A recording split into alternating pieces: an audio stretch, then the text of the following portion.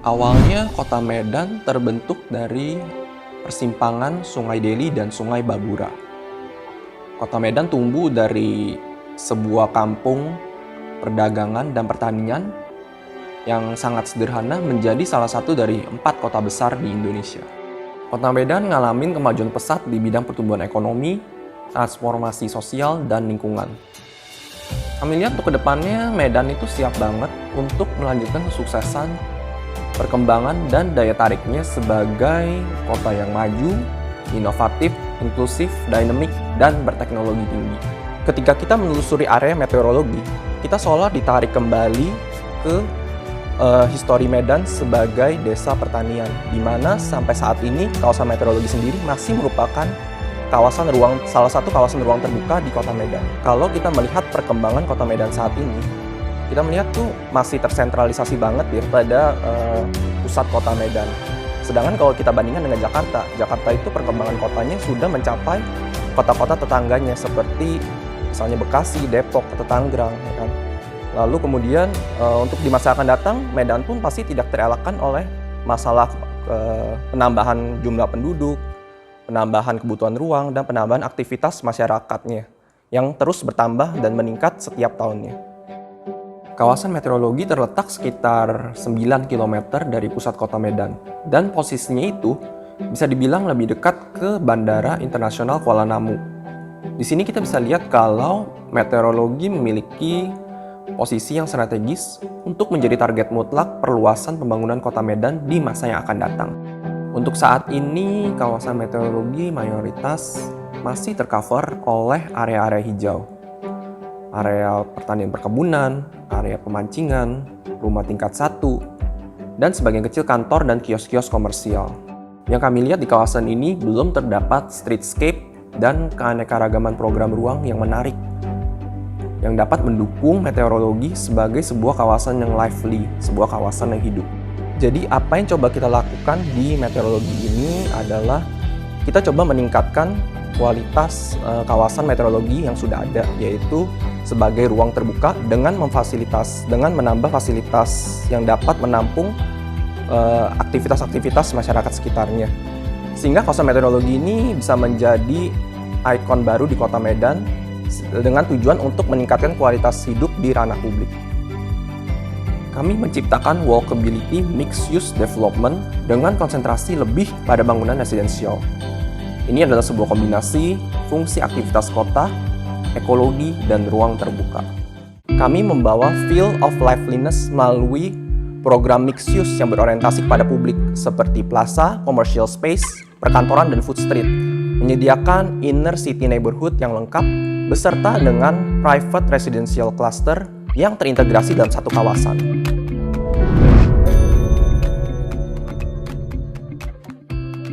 Nama Pusuk Buhit sendiri kami ambil dari nama sebuah gunung yang dipercaya oleh masyarakat sekitar sebagai gunung yang sakral di kawasan Medan. Tepatnya Gunung Pusuk Buhit ini berada di kawasan Danau Toba, di mana Gunung Pusuk Buhit ini merupakan gunung yang dipercaya sebagai cikal bakal awal tempat lahirnya suku Batak, di mana suku Batak ini merupakan suku yang memiliki populasi terbanyak di Medan hingga saat ini.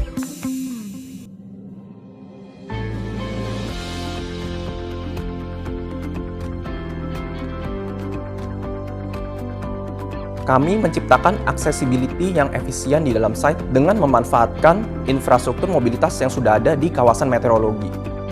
Akses keluar pintu tol dari arah airport berada di sebelah barat site, dan pusat kota relatif berada di posisi barat daya site meteorologi.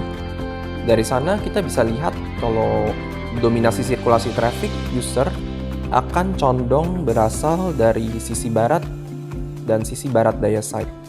Oleh karena itu, dirancang posisi pintu masuk dan keluar sedemikian rupa, dan mengingat lebar site plus minus ya sekitar 400 meter, maka kita memberikan additional entrance dan exit way di tengah khusus untuk pengguna sepeda dan pejalan kaki.